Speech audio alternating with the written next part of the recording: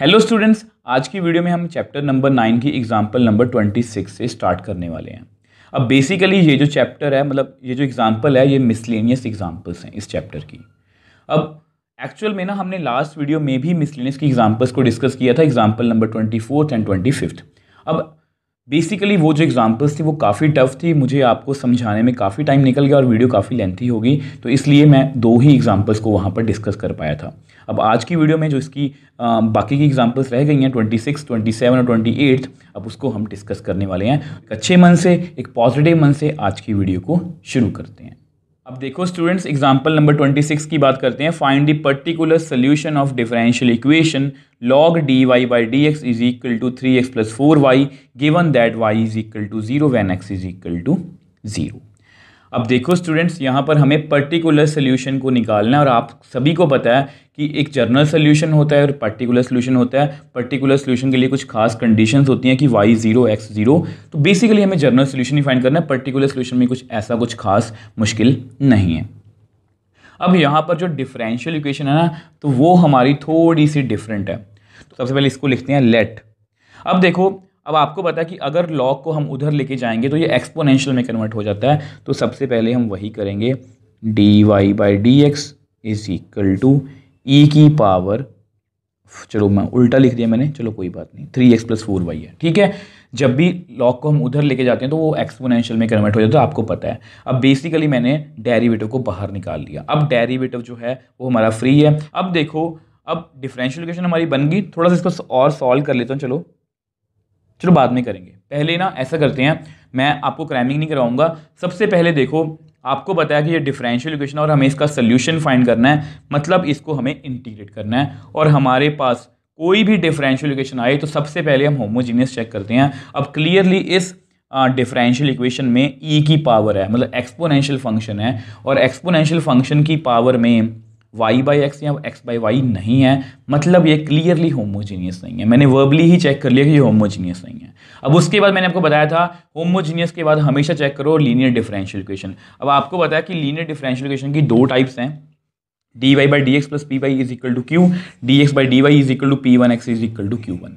अब ये दोनों ही इस फॉर्म में नहीं है, क्योंकि यहाँ पर देखो मुझे y अकेला चाहिए, यहाँ पर मुझे x अकेला चाहिए। ना तो यहाँ पर y अकेला है, ना यहाँ पर x अकेला है, तो मतलब ये लीनियर डिफरेंशियल इक्वेशन भी नहीं है। और इसको भी मैंने वर्बली चेक कर लिया और हमारे पास ले दे के सिर्फ एक ही ऑप्शन बच गई, वेरिएबल सेपरेशन। अब बताने को तो मैं भी आपको बता सकता हूँ कि बच्चों इसको वेरिएबल सेपरेशन से कर दो, सभी टीचर्स आपको ऐसे ही बताएंगे, इसको कर दो ऐसे ही।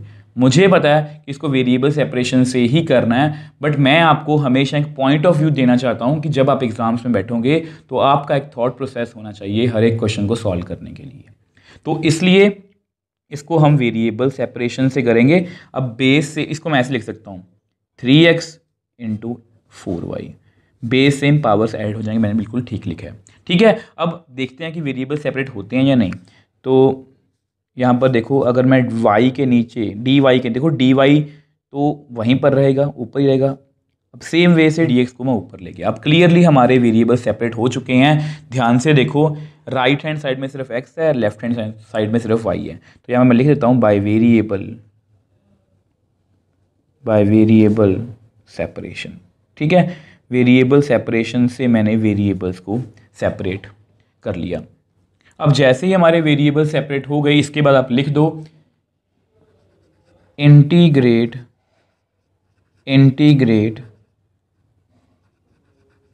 बोथ साइड्स, ठीक है। तो ऐसा करते हैं, इसको पहले इंटीग्रेट करते हैं, डी वाई अपॉन ई की पावर 4y।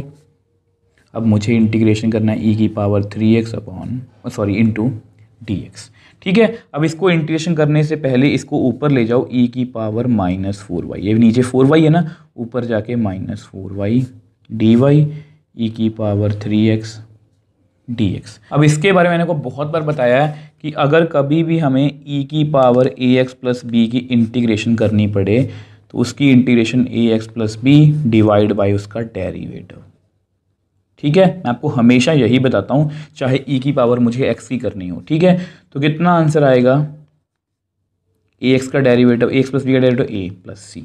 अब सेम वे से अगर मुझे e की पावर 4y की इंटीग्रेशन करनी है, e की power -4y derivative of -4y plus c, मतलब e की पावर -4y डिवाइड बाई -4, इसका डेरिवेटिव कितना होगा -4 प्लस सी। सेम वे से e की पावर 3x की इंटीग्रेशन, e की power 3x divide by derivative of 3x। इसलिए मैं आपको हमेशा इतना एक्सप्लेन करके बताता हूँ ताकि आपको मतलब आपको ऐसा ना लगे किसी पॉइंट पर कि मैं क्रैमिंग कर रहा हूँ। तो इसकी इंटीग्रेशन तो हमारे पास आ गई -4y divide by -4 plus C1 लिख लो इज इक्वल टू e की power 3x by 3 plus C2। अब हमेशा की तरह हम कॉन्स्टेंट्स को कंपाइल करने की कोशिश करेंगे, तो इसको आप उधर ले जाओ, प्लस C2 माइनस C1। अब लास्ट स्टेप है हमारा, मतलब ये हमारा एक सोल्यूशन आ जाएगा हिसाब से, बट हमें बेसिकली पर्टिकुलर सोल्यूशन फाइंड करना है। Plus C where C2 minus C1 is equal to C। तो अब हमने जनरल सोल्यूशन तो फाइंड कर लिया, बट हमें यहाँ पर पर्टिकुलर सोल्यूशन चाहिए। अब ऐसा करते हैं, उसको नेक्स्ट पेज पे सॉल्व कर लेते हैं। अब देखो हम यहाँ पर पहुँच गए थे और ये हमारी पर्टिकुलर सोल्यूशन की कंडीशन है कि y0 when x is equal to 0। इसको नंबर 1 दे दो, put y is equal to 0 and x is equal to 0 in 1। इसको 1 में फिल करते हैं। e की power -4 into 0 by -4 is equal to e की power 3 into 0 by 3 plus c। 0 and something 0, 0 and something 0। किसी नंबर की पावर 0 कितनी होगी 1, 1 बाई -4, 1 बाई 3 प्लस c। ठीक है, तो ऐसा करो, इस -1 by 3 -1 by 4 -1 by 3 is equal to c। Cross multiply कर दो आप, तो कितना आएगा -3 -4 डिवाइड बाई 4 3 ज़ा 12 इज इक्वल टू c। तो विच एम्प्लाइज c की वैल्यू कितनी आ गई -7 बाई 12। अब इसको फिर से 1 में फिल कर लेते हैं, पुट इन 1। तो e की पावर -4 बाई -4, e की पावर 3x बाई 3 -7 बाई 12। अब ये जो हमारा आंसर है बिल्कुल एक्यूरेट है, बट ये अभी हमारा आंसर एनसीईआरटी से मैच नहीं कर रहा। तो एनसीईआरटी से मैच करने के लिए थोड़ा सा इसको सॉल्व कर लेते हैं। अब देखो मुझे पता कि एनसीईआरटी में आंसर क्या है, तो ऐसा करते हैं, उन्होंने यहाँ पर प्लस लिखा हुआ है, मतलब ऐसा करो e की पावर 3x बाई 3, इसको आप उधर ले जाओ, e की पावर -4y बाई 4। अब ये माइनस उधर जाके प्लस बन गया, ठीक है। -7 बाई 12 इज इक्वल टू 0। ये जस्ट आपको समझाने के लिए कर रहा हूँ मैं, ठीक है, अदरवाइज मैं भी शॉर्ट फॉर्म में कर सकता था। Is equal to 7 by 12। अब 12 को इधर मल्टीप्लाई कर लो, e की power 3x by 3, 12 into e की power -4y by 4 is equal to 7। अब क्लियरली ये कट हो जाएगा 4 3, ठीक है। तो 4e की पावर 3x प्लस 3e की power -4y is equal to 7, which implies 4e की पावर 3x प्लस 3e की power -4y -7 is equal to 0। अब ये जो हमारा आंसर है ये एग्जैक्टली एनसीईआरटी से मैच कर रहा है। अब देखो स्टूडेंट्स, क्वेश्चन को देखा, पर्टिकुलर सोल्यूशन के लिए मैं बोला गया था, तो मैंने देखा कि डिफरेंशियल इक्वेशन जो है उसमें वो कमी है कि लॉग के अंदर डेरिवेटिव है, मैंने पहले उसी को हटाया तो हमारे पास डिफरेंशियल इक्वेशन आ गई। जब डिफरेंशियल इक्वेशन आ गई उसके बाद हमने होमोजीनियस चेक किया, वो होमोजीनियस नहीं थी। लीनियर डिफरेंशियल इक्वेशन चेक की, वो नहीं थी, उसको हम वर्बली चेक कर सकते हैं, कोई टाइम आपका वेस्ट नहीं होगा। फिर मैंने सोचा कि वेरिएबल सेपरेशन, उसको वेरिएबल सेपरेशन से किया, इंटीग्रेट किया और अल्टीमेटली हम यहाँ पर पहुँच गए। पर्टिकुलर सोल्यूशन की कंडीशंस लगाई, माइनर एडजस्टमेंट्स की और हमारे पास हमारा आंसर आ गया। सो नेक्स्ट एग्जांपल 27 की बात कर लेते हैं। अब देखो स्टूडेंट्स, यहाँ पर हमें बोला गया है कि solve the differential equation x dy minus y d x y sine y by x is equal to y d x plus x d y into x cos y by x. अब इसको हमें solve करना है। अब इसको मैं देखते ही पहचान गया कि ये होमोजीनियस, आपको पता है यहाँ पर ट्रिग्नोमेट्रिक फंक्शन है और उसके अंदर y बाई एक्स या x बाई वाई है। यहाँ पर y बाई एक्स है तो clearly it is a homogeneous. तो अगर मैंने पहचान लिया कि ये होमोजीनियस है और ये y बाई एक्स वाली फॉर्म में है, तो आपको पता है मैंने आपको मैपिंग दी थी होमोजीनियस के अंदर। तो इसको हमें इस तरह से सॉल्व करेंगे अगर y बाई एक्स होगा तो। अगर x बाई वाई होता तो इसको हम ऐसे सॉल्व करते हैं। ठीक है, तो y बस सबसे पहले इसको स्टैंडर्ड फॉर्म में लिखेंगे। ये स्टैंडर्ड फॉर्म है आपकी, ठीक। तो स्टैंडर्ड फॉर्म में लिखते हैं इसको। तो सबसे पहले ऐसा करो, इसको ना हमें अंदर मल्टीप्लाई करना पड़ेगा। तो इसको मल्टीप्लाई करते हैं तो कितना आएगा, x y sine y by x d y minus, इसको भी मल्टीप्लाई कर लो, y square sine y by x d x. ठीक है, अब कुछ बच्चे क्या करते हैं, x और x से कट कर देते हैं, बिल्कुल गलत है। हम एंगल के अंदर कोई भी बाहर से चेंज नहीं कर सकते। इज इक्वल टू यहाँ पर भी करते हैं x और y cos y by x d x plus x और x square cos y by x d y. ठीक है, अब हमें स्टैंडर्ड फॉर्म में लिखना है, मतलब d y by d x की तरफ जाना है। तो d y by d x वाली टर्म्स को इकट्ठा कर लेते हैं। तो x y sine y by x d y, इसको इधर ले आओ, minus x square cos y by x यहाँ पर डी वाई। तो ऐसा कर लो, ठीक है। इस पूरी टर्म को मैं इधर ले आया, is equal to x y cos y by x d x. अब इसको अब उधर ले जाओ, plus y square sine y by x d x.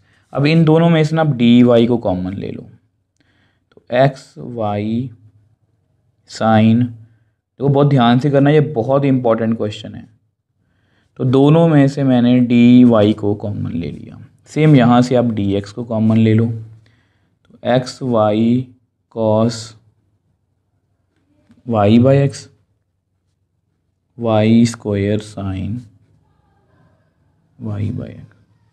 अब आपको पता है क्योंकि हमें इसको स्टैंडर्ड फॉर्म में लिखना है, तो स्टैंडर्ड फॉर्म में लिखने के लिए डी वाई, देखो डी वाई को इधर रख लो, डी एक्स को इधर ले आओ, इज इक्वल टू, अब इस पूरी स्टेटमेंट को इधर रहने दो, एक्स वाई, सॉरी यहाँ पे कॉस है, cos y by x plus y square sine y by x whole divide by, इसको आप उधर ले जाओ, x y sine y by x minus x square cos y by x. अब ये हमारी क्या है, स्टैंडर्ड फॉर्म। अब जैसे ही हमने इसको स्टैंडर्ड फॉर्म में लिख लिया तो हमारी मैपिंग हमें कहती है कि put y is equal to v x, differentiate और दोनों की वैल्यूज़ को 1 में फिल करना है। ठीक है, ऐसा करो, इसको नेम दे दो 1। अब put y is equal to v x. ठीक है, तो differentiate both sides with respect to x। अब मुझे दोनों को डेरिवेटिव करना है। अब ऐसा करते हैं, उसको हम नेक्स्ट पेज पे सॉल्व कर लेते हैं। अब देखो, इसको हमें डेरिवेटिव करना है, तो सबसे पहले मैं डेरिवेटिव करूँगा y का, फिर डेरिवेटिव मैं करूँगा vx का। अब आपको पता है यहाँ पर दो फंक्शन है, फर्स्ट फंक्शन है एज इट इज़, मुझे डेरिवेटिव करना है सेकंड फंक्शन मतलब x का, x एज इट इज़ मुझे डेरिवेटिव करना है फर्स्ट फंक्शन का। तो y का derivative with respect to x d y by d x is equal to v, x का derivative with respect to x 1 x d v by d x. ठीक है, तो ये दोनों वैल्यूज़ मैंने निकाल ली। तो दोनों वैल्यूज़ को पुट इन 1, तो इन दोनों वैल्यूज़ को मुझे 1 में फिल करना है। ठीक है, तो फिल कर लेते हैं। अब 1 क्या थी हमारी, अब देखो आपको बताइए हमारी फर्स्ट इक्वेशन थी, तो d y by d x की जगह क्या लिखेंगे, v plus x d v by d x is equal to x, y की जगह पर वी एक्स कॉस, वाई की जगह पर v x by x, y की जगह पर वी एक्स का होल स्क्वायर साइन, वाई की जगह पर v x by x. Whole divide by x, y की जगह पर वी एक्स, साइन वाई की जगह पर v x by x, minus x square cos y की जगह पर वी एक्स बाय एक्स। ठीक है, तो सभी वैल्यूज़ को हमने फिल कर लिया। अब आपको बताया कि एंगल के अंदर हम चेंज कर सकते हैं। मैंने एक्स से एक्स को कट कर दिया, एक्स से एक्स को कट कर दिया, एक्स से एक्स को कट कर दिया, एक्स से एक्स को कट कर दिया। अब देखो आपको पता है हमारी मैपिंग क्या कहती है कि जैसे ही हम सभी वैल्यूज़ को यहाँ पर 1 में फिल करेंगे, remove all x from right hand side mandatory. तो ये ज़रूरी है, ये मतलब कि रिमूव होने चाहिए। अगर ये रिमूव नहीं हो रहे दैट मीन्स हमने कहीं ना कहीं गलती की है। तो करके देखते हैं। v plus x d v by d x is equal to, तो ध्यान से देखो x और x कितना आएगा, एक्स स्क्वायर को मैं बाहर निकाल लेता हूँ, अंदर कितना आएगा, v रह गया यहाँ पर कॉस v रह गया ना। अब देखो एक्स स्क्वायर बाहर है तो वी स्क्वायर अंदर रह गया, v square sine v whole divide by x और एक्स स्क्वायर बाहर निकाल लिया मैंने, अंदर कितना रह गया v sine v minus x square बाहर है, यहाँ पर कितना रह गया कॉस v। तो देख लो हमारी राइट हैंड साइड में से पूरे x जो हैं, देखो यहाँ पे ये कट हो गए तो पूरा x जो है वो रिमूव हो चुका है, आपके सामने है, तो ये जरूरी था। ठीक है, अब उसके बाद हमारा क्या स्टेप होता है, सेपरेट दी वेरिएबल्स। तो ऐसा करो इस v को ना उधर ले जाओ पहले, तो x d v by d x is equal to v cos v plus v square sine v whole divide by v sine v minus cos v। अभी इस v को आप उधर लेके जाओगे तो कितना आएगा, माइनस v। ठीक, तो which implies x d v by d x is equal to v cos v plus v square sine v। थोड़ा सॉल्व करेंगे इसको। अब इसको ना v से मल्टीप्लाई कर दो, कितना आएगा, v square sine v minus minus plus v cos v। देखो इसको इससे मल्टीप्लाई किया तो कितना आया, minus v square sine v, इसको इससे मल्टीप्लाई किया minus minus plus v cos v whole divide by v sine v minus cos v. कुछ कट हो रहा है, यस। तो ये टर्म्स आपस में कैंसिल आउट हो रही हैं, तो कर दो। तो हमारे पास बेसिकली कितना बच गया, देखो x d v by d x, ये बहुत इंपॉर्टेंट क्वेश्चन है, आपको बहुत ध्यान से करना है। V cos v two v cos v whole divide by v sine v minus cos v. अब इससे ज़्यादा मैं सॉल्व नहीं कर सकता। अब मैं क्या करने वाला हूँ, अब आपको बताया वेरिएबल सेपरेशन, तो सेपरेट वेरिएबल एंड इंटीग्रेट। तो ऐसा करते हैं, डी वी तो उधर नहीं जा सकता, तो इस पूरी टर्म को आप इधर ले आओ, v sine v minus cos v, ये ऊपर आ गई, होल डिवाइड बाय ये नीचे आ जाएगी, two v cos v into d v is equal to, अब डी एक्स को ऊपर ले जाओ, एक्स को नीचे ले आओ। ये हमेशा मैंने आपको बताया था, हमेशा आपके साथ ऐसा ही होगा। राइट हैंड साइड में आपको हमेशा इस टाइप में यही टर्म मिलेगी, कौन सी, डी एक्स बाई एक्स, और यहाँ पर सारी टर्म वी में है। तो मैंने इसको वेरिएबल सेपरेशन से सेपरेट कर दिया। अब इसके बाद हमारा स्टेप क्या होता है, इंटीग्रेट बोथ साइड्स। तो मुझे इसको इंटीग्रेट करना है। ठीक, तो मुझे इंटीग्रेट करना है v sine v minus cos v upon two v cos v d v. मुझे इंटीग्रेट करना है डी एक्स बाई एक्स को। ठीक है, अब देखो इसको इंटीग्रेट करना है और सारे ट्रिग्नोमेट्री के फंक्शंस हैं, तो ऐसा करते हैं इसको सेपरेट आउट कर लेते हैं, थोड़ा सा इजी हो जाएगा हमारे लिए। तो which implies v sine v divide by two v cos v, इसको ऐसे लिखो, एक ही बार में लिख देता हूँ मैं, minus cos v upon two v cos v d v. तो मैंने दोनों को सेपरेट करके लिख लिया, is equal to d x by x. इसकी इंटीग्रेशन तो आती है जब हम मर्जी कर लेंगे। अब ऐसा करके इसको नेक्स्ट पेज पे हम सॉल्व कर लेते हैं। अब देखो हम यहाँ पर पहुँच गए थे, अब कुछ टर्म्स कैंसिल आउट हो रही हैं तो कैंसिल आउट कर देते हैं, जैसे कॉस वी वी और वी।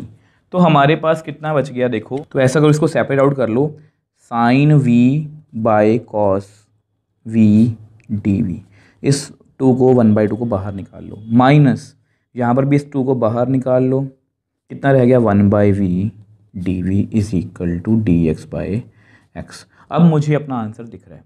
अब देखो आप सभी को पता है कि sine theta by cos theta कितना होता है, टैन थीटा।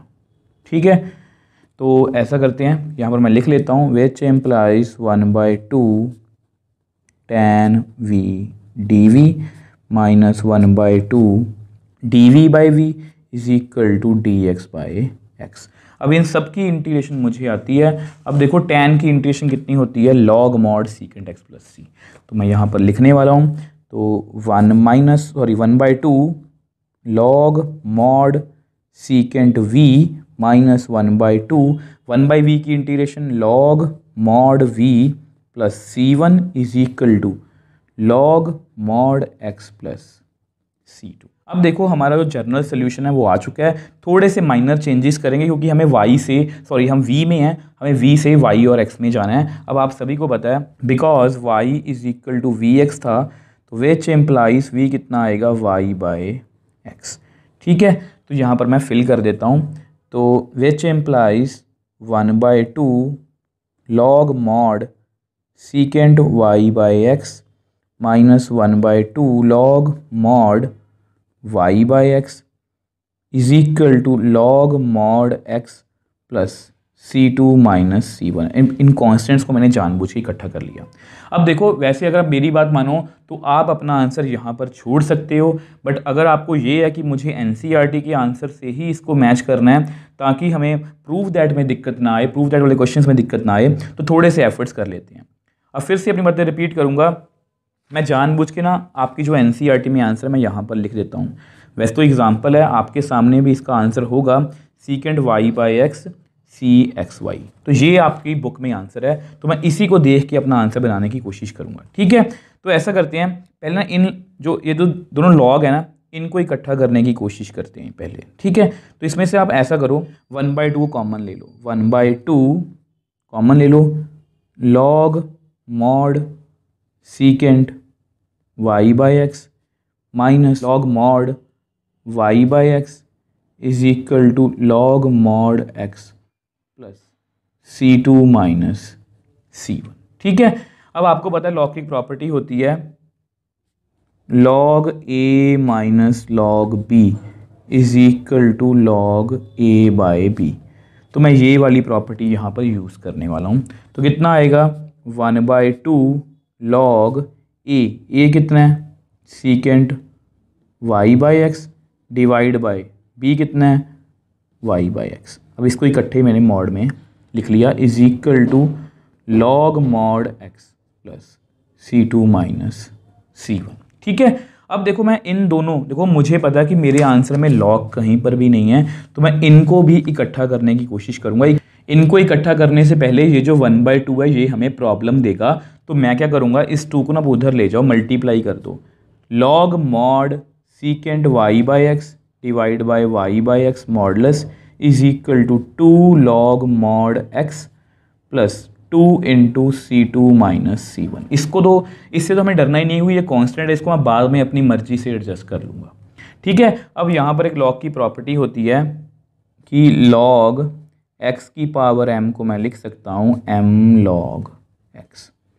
तो वही प्रॉपर्टी मैं यहाँ पर यूज़ करने वाला हूँ, which implies log mod secant y by x divide by y by x modulus is equal to, अब ये 2 ऊपर चला जाएगा तो ये log x स्क्वायर बन जाएगा। अब x स्क्वायर एक पॉजिटिव नंबर है तो इसलिए मैं मॉडुलस को हटा देता हूँ, 2c2 माइनस c1। अब ऐसा करते हैं, इसको नेक्स्ट पेज पे हम सॉल्व कर लेते हैं।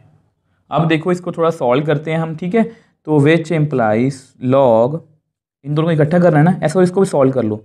अब ये x y बाई एक्स है ना, तो x ऊपर चला जाएगा, x secant y by x divide by y। ठीक है, minus log x square is equal to 2 into c2 minus c1।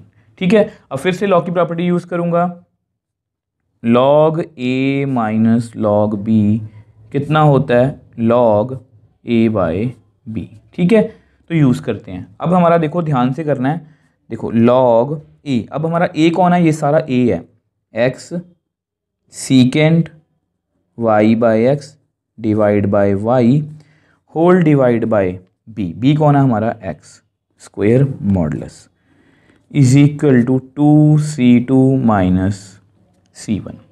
ठीक है, अब आपको पता है ये यहाँ पर चला जाएगा, तो which implies log modulus x secant y by x divide by x square y is equal to 2c2 minus c1। अब क्लियरली ये आपस में कट हो गया। ठीक है, तो हमारे पास बेसिकली इतना रह गया। अब देखो, अब मुझे क्या करना है, अब ऐसा करो, मुझे पता है कि मेरे आंसर में सीकेंट है, लॉग नहीं है, तो लॉग को आप उधर ले जाओ। अगर हम लॉग को उधर लेके जाएंगे तो मेरे पास secant y by x divide by x y का मॉडुलस इज इक्वल टू, ये लॉग उधर जाके ई की पावर में सब कुछ आ जाएगा। आपको पता है लॉग को जब हम रिवर्स करेंगे तो वो एक्सपोनेंशियल बन जाएगा। ठीक है, अब ये घबराने की जरूरत नहीं है, ये कांस्टेंट है। अब इस कांस्टेंट को कैसे एडजस्ट करेंगे, देखो अब मॉडुलस का पंगा रह गया हमारा, तो मॉडुलस को हटाते हैं। तो जब भी हम मॉडुलस को हटाते हैं तो हमारे पास हमेशा क्या आता है, प्लस माइनस ई की पावर 2c2 माइनस c1। अब आपको पता है कि e की power 2 into c2 minus c1 एक कांस्टेंट है, तो उसके अगर मैंने प्लस माइनस भी लगा दिया तो वो भी एक कांस्टेंट ही रहेगा। तो which implies secant y by x divide by x y is equal to c, where c जो है वो क्या है, प्लस माइनस ई की पावर 2c2 माइनस c1। तो ये हमारा क्या है, कांस्टेंट मतलब c। तो जस्ट फाइनल टच देना हमें ताकि हमारा आंसर जो है वो एग्जैक्टली मैच कर पाए CXY। अब आप देख भी सकते हो कि हमारा आंसर परफेक्टली NCERT से मैच कर रहा है। अब देखो स्टूडेंट्स, ये question exam point of view से बहुत ही इंपॉर्टेंट है और इसको मुझे समझाने में भी आपको काफ़ी टाइम लगा। हमारा आंसर तो बहुत पहले आ चुका था। ये सारे एफर्ट्स हमें आंसर को मैच करने के लिए किए हैं ताकि हमें प्रूफ दैट में दिक्कत ना आए। अब ऐसा करते हैं, जल्दी से क्वेश्चन को रिकॉल कर लेते हैं। अब देखो ये आपकी स्टेटमेंट थी। ठीक है, अब देखो यहाँ पर क्लियरली y बाई एक्स था ट्रिग्नोमेट्री फंक्शन के अंदर, तो ये होमोजीनियस है। अब y बाई एक्स के लिए आपको पता है हमारी मैपिंग कहती है कि इसको स्टैंडर्ड फॉर्म में लिखो, dy by d x is equal to some function.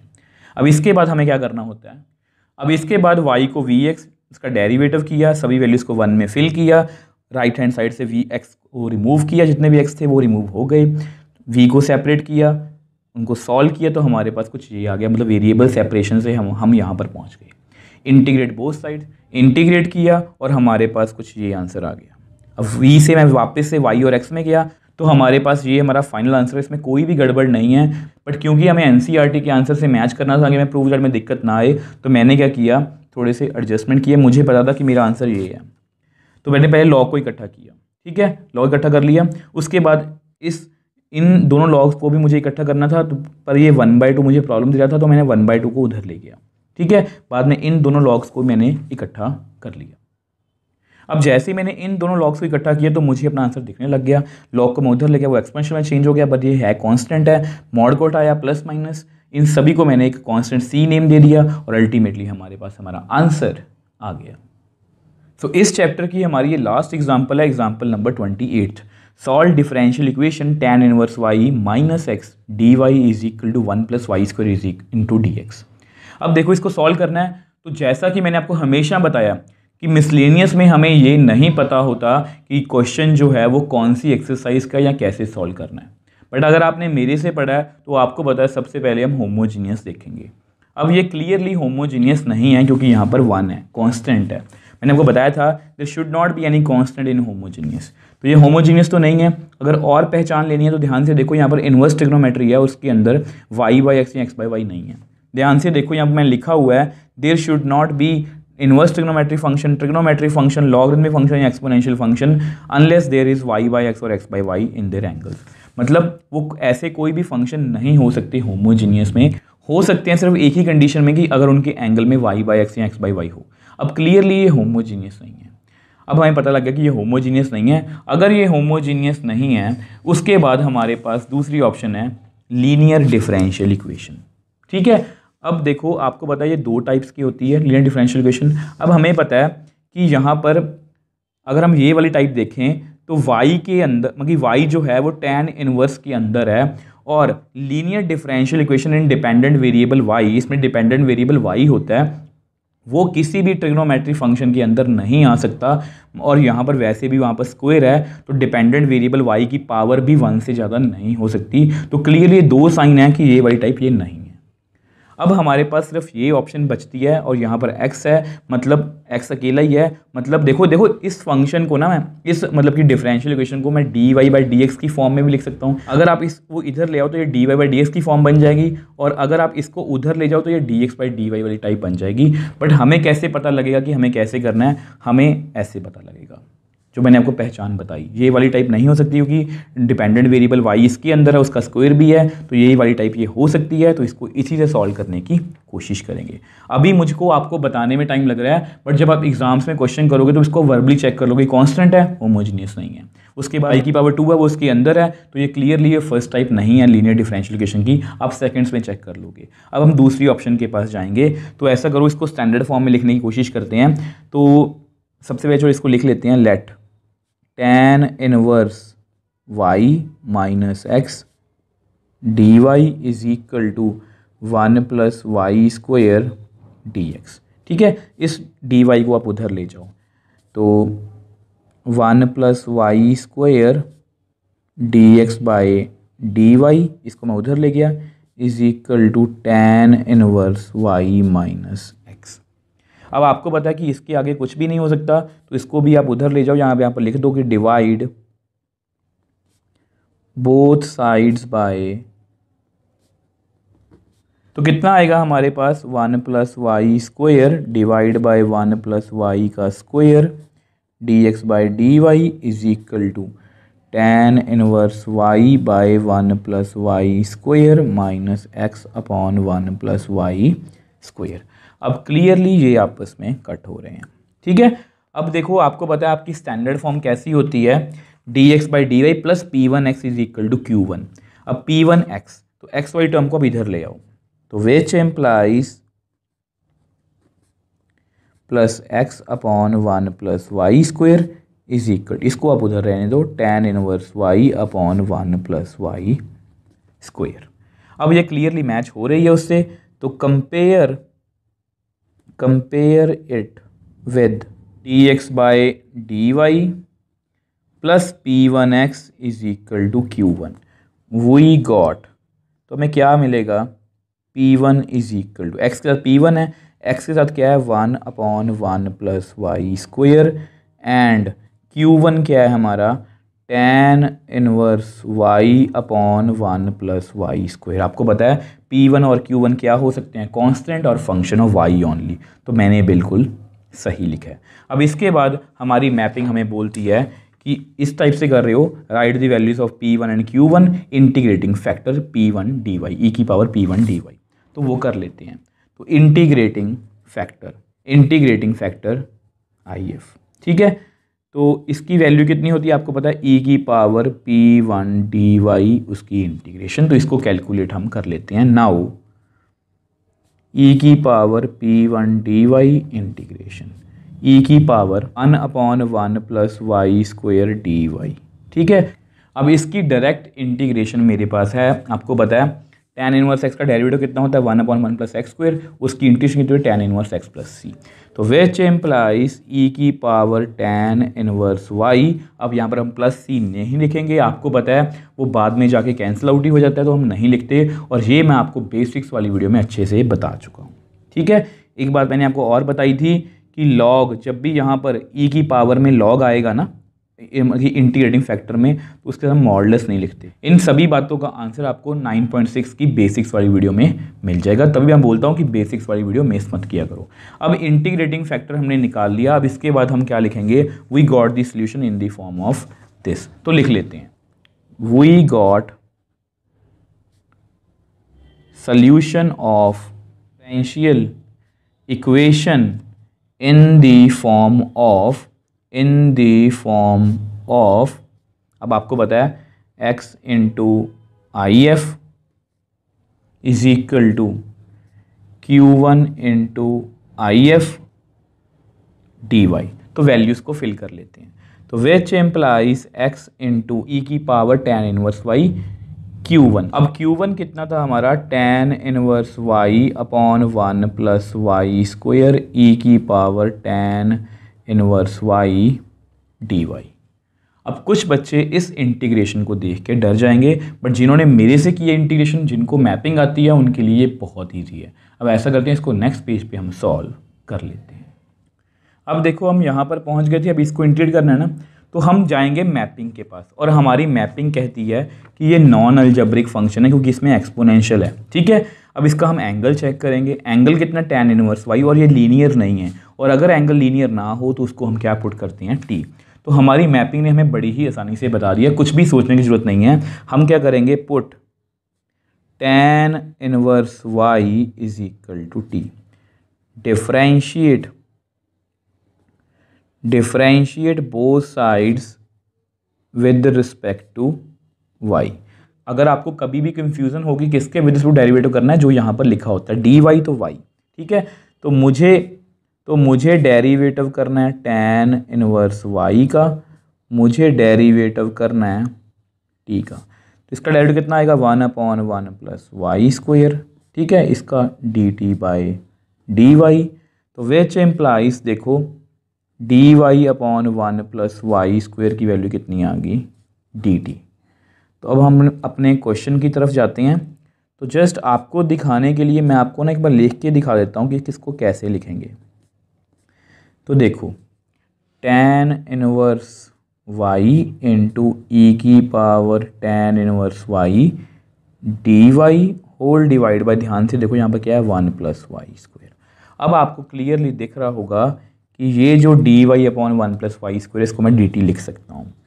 तो x इंटू ई की power tan inverse y is equal to, tan inverse y को हमने क्या फिल किया, t, tan इनवर्स y को हमने t, और ये dt। अब देख लो आपके सामने है, हमारा पूरा फंक्शन y से t में कन्वर्ट हो गया।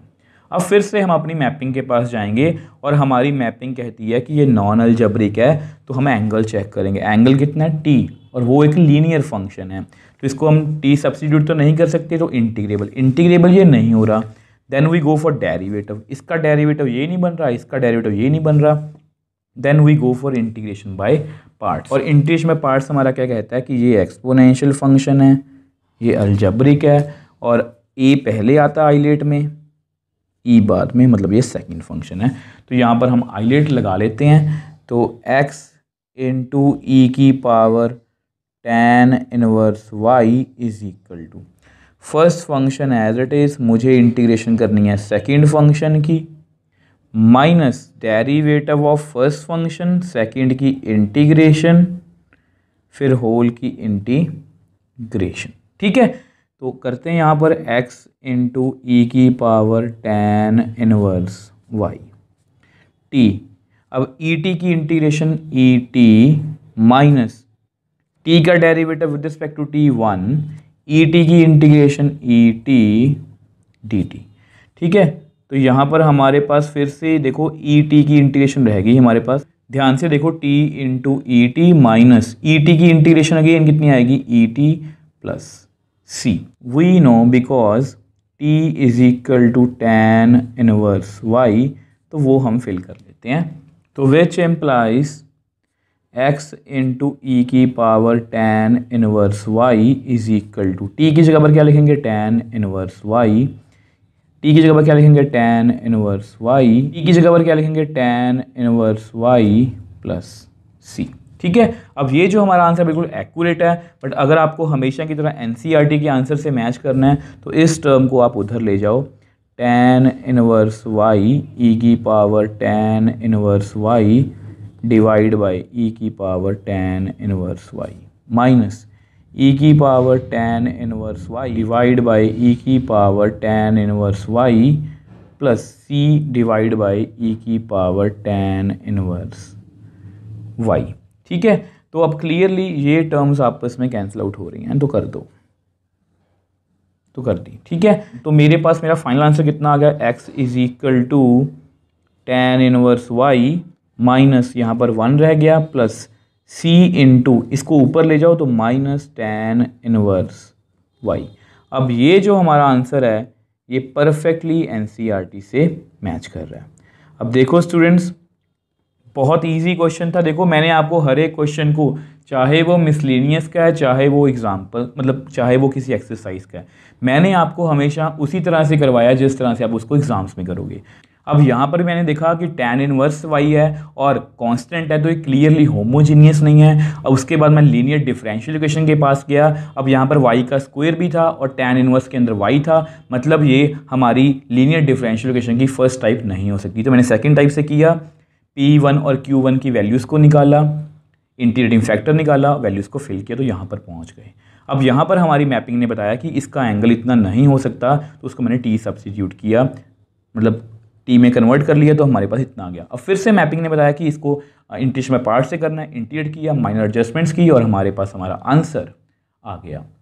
अब देखो स्टूडेंट्स, मैंने आपको मिसलेनियस एग्जाम्पल्स पूरी अच्छे से कोशिश की है कि मैं आपको एक एक चीज़ अच्छे से समझा पाऊँ, और सिर्फ मिसलेनियस एग्जाम्पल्स की बात ही नहीं कर रहा, मैंने आपको पूरा चैप्टर ही इसी तरह से करवाया कि आप हमेशा इस चैप्टर को इस तरह से सॉल्व करोगे या किसी भी क्वेश्चन को इस तरह से सॉल्व करोगे जैसे आप एग्जाम्स में सॉल्व कर रहे हो। मैंने अपने पूरे एफर्ट्स लगाए हैं। आई होप आपको अच्छे से समझ भी आया हो।